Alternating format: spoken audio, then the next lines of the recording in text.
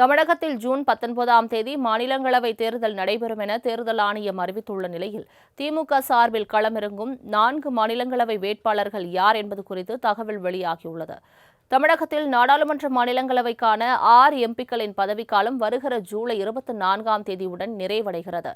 இதனைத் தொடர்ந்து காலியாக உள்ள 6 மாநிலங்களவை எம்பிக்களின் பதவிக்கான தேர்தல் ஜூன் 19ஆம் தேதி நடைபெறும் எனவும் தேர்தலுக்கான வேட்புமனு தாக்கல் ஜூன் 9ஆம் தேதி தொடங்கும் எனவும் தேர்தல் ஆணையம் அறிவித்துள்ளது.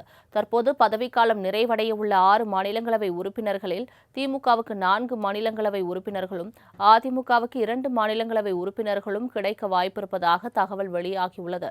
6 மாநிலங்களவை இடங்களில் 4 இடங்கள் திமுக வசம் வர உள்ளதாக கூறப்படும் நிலையில் இதில் ஏற்கனவே மாநிலங்களவை உறுப்பினராக உள்ள மூத்த வழக்கறிஞர் வில்சனுக்கு மீண்டும் வாய்ப்பு வழங்க திமுக தலைமை முடிவு செய்துள்ளதாக தகவல் வெளியாகியுள்ளது. அதேபோல் பதவிக்காலம் முடிவடைய உள்ள அப்துல்லாவும் மீண்டும் வாய்ப்பு வழங்க வேண்டும் என திமுக தலைமையிடம் கேட்டு வரும் நிலையில் அவருக்கு மீண்டும் வாய்ப்பு வழங்கப்படலாம் என்று கூறப்படுகிறது.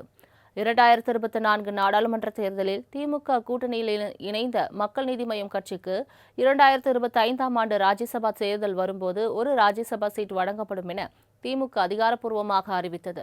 அதன்படி அக்கட்சியின் தலைவர் கமலஹாசன் போட்டியிடுவார் என தகவல்கள் வெளியாகியுள்ளன.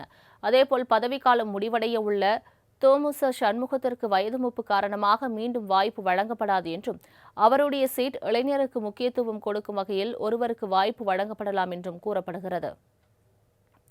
அதே சமயம் தற்போது ராஜ்யசபா எம்பியாக இருக்கும் அதிமுக பொதுச் செயலாளர் வைகோவுக்கு மீண்டும் ராஜ்யசபா சீட் திமுக கொடுக்குமா என்ற கேள்வியும் மற்றொரு பக்கம் எழுந்துள்ளது.